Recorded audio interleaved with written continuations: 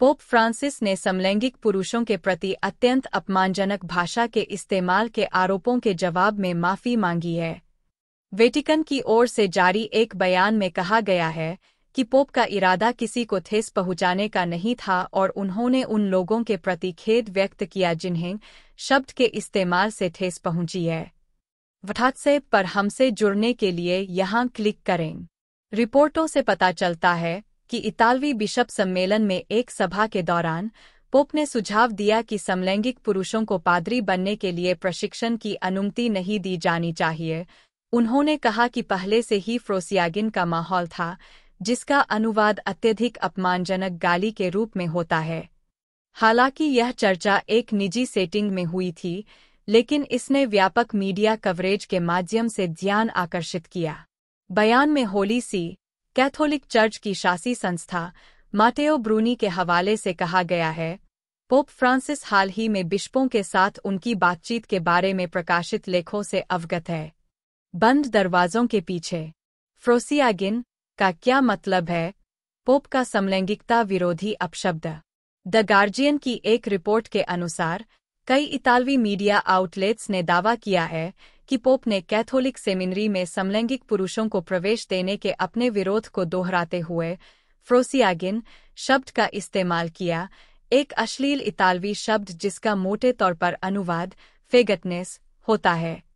Pope ने यह टिप्पणी करते हुए कहा कि हालांकि सभी को गले लगाना महत्वपूर्ण है, लेकिन कुछ सेमिनरी में पहले से ही बहुत अधिक फ्रोसियागिन है। पोप की टिप्पणी पर सदमा। पोप की कथित टिप्पणियों को शुरू में इतालवी टैब्लॉयर वेबसाइट डागोस्पिया को सूचित किया गया था और बाद में अन्य इतालवी समाचार एजेंसियों द्वारा इसकी पुष्टि की गई थी। रिपोर्ट की गई भाषा पर सदमा लगा है, खासकर LGBTQ+ समुदाय के भीतर व्यक्तियों के प्रति पोप फ्रांसिस के लगातार सार्वजनिक सम्मान को देखते हुए। ब्रूनी ने कहा, जैसा कि उन्होंने पोप एक से अधिक अवसरों पर कहा है, चर्च में सभी के लिए जगह है, सभी के लिए।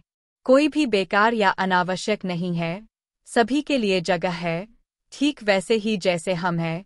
ब्रूनी ने कहा, पोप का कभी भी किसी को अपमानित करने या समलैंगिकता विरोधी भाषा का इस्तेमाल करने का इरादा नहीं था और वे उन सभी से माफी मांगते हैं जिन्हें उनके किसी शब्द के इस्तेमाल से ठेस पहुंची है या उन्हें ठेस पहुंची है। यह भी पढ़े। फ्रांस के सबसे युवा और पहले खुले तौर पर समलैंगिक प्रधानमंत्री गैब्रियल अटाल से मिलें। भारत बनाम इंग्लैंड पहला टेस्ट।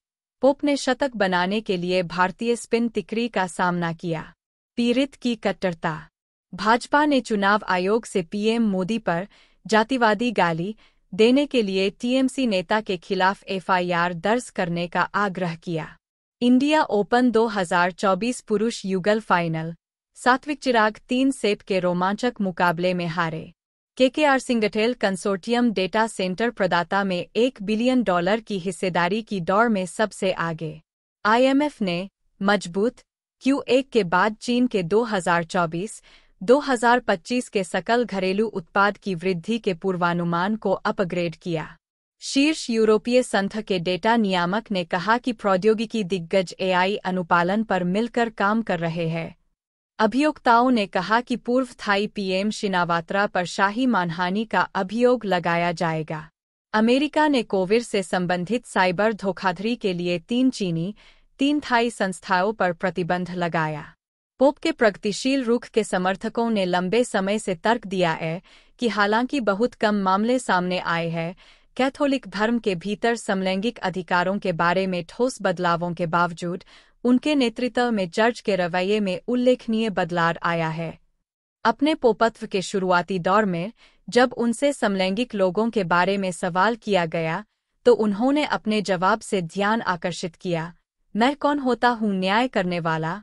पोप की विवादास्पद टिप्पणियों पर प्रतिक्रिया। हाल ही में पोप ने परंपरावादी कैथोलिकों के बीच यह सुझाव देकर खलबली मचा दी कि पुजारियों को कुछ परिस्थितियों में समलैंगिक जोड़ों को आशीर्वाद देने का विवेक होना चाहिए।